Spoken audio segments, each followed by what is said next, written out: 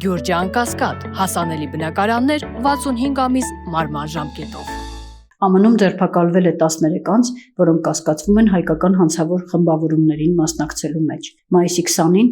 ԱՄՆ միգրացիոն և մաքսային ծառայությունը ICE-ին Կալիֆոռնիայի և Ֆլորիդայի իրավապահ մարմինների հետ համատեղ ձերբակալել է 13 ենթադրյալ անդամների և համախոհների կապված հայկական կազմակերպված հանցավոր խմբավորումների հետ։ Ձերբակալվածները մեղադրվում են մի շարք ծանր հանցագործությունների մեջ, այդ թվում սպանության փորձ, մարդու առևանգում, ապօրինի զենքի պահում, ինչպես նաև առցանց խանութներից, հատկապես Ամազոնից ապրանքների գողություն, որի ընդհանուր վնասը գնահատվում է միլիոնավոր դոլարներ։ Այս տրանսազգային հանցավոր կազմակերպությունն իր կառուցվածքով և դաժանությամբ նմանվում է միջազգային կարտելի։ Այն լուրջ վնաս է հասցրել հանրային անվտանգությանը և օրինական առևտրին, ասել է ICE հեմշտինական անվտանգության քննչական ծառայության Լոս Անջելեսի ժամանակավոր ղեկավար Դուեյն Էնչբրանտը։ Հրապարակվել է գլխավոր մեղադրյալների անունները՝ Արա Արտունի, 41 տարեկան, Փորթեր Ռենջ, Կալիֆոռնիա, մեղադրվում է ռեկետի շրջանակներում սպանության փորձ կազմակերպելու մեջ։ Ռոբերտ Ամիրյան, 46 տարեկան, Հոլիվուդ, Կալիֆոռնիա,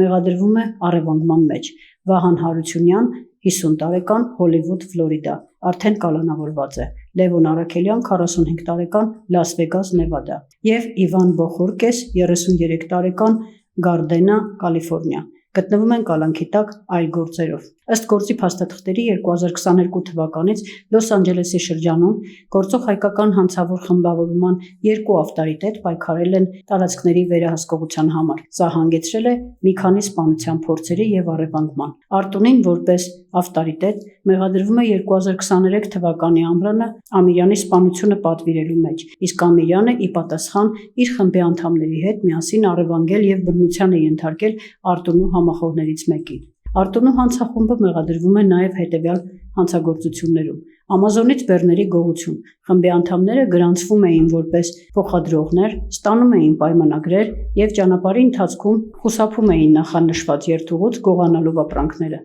Ըստ Ամազոնի գնահատմամբ գողացված ապրանքների արժեքը գերազանցել է 83 միլիոն դոլարը։ Կրեդիտ քարտերի խարդախություն։ Ստեղծել են կեղծ բիզնես, ընդունել վճարումներ կրեդիտ քարտերով և դուրս են բերել գումարները, մինչև բանկերն ի վիճակի լինեն վերադարձնել միջոցները։ Հաղորդվում է, որ իրավապահներն իրականացված գործողությունների արդյունքում առգրավել են 100,000 ԱՄՆ կանխիկ դոլար, 3 զրահապատ ավտոմեքենա, 14 միավոր հրազեն։ Մեղադրանքները հիմնավորելու դեպքում նրանց սպառնում է մինչև ցմահ ազատազրկում։